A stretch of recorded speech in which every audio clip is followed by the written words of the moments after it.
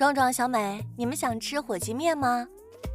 那当然啦，我最爱吃火鸡面了。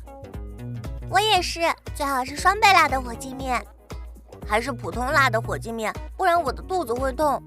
好吧，那今天就吃普通辣的火鸡面喽。好的。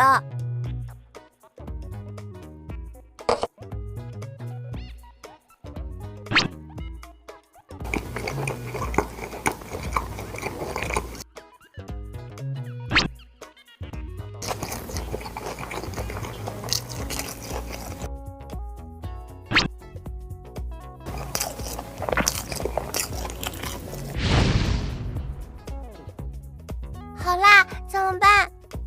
有牛奶可以解辣，来喝牛奶解辣吧。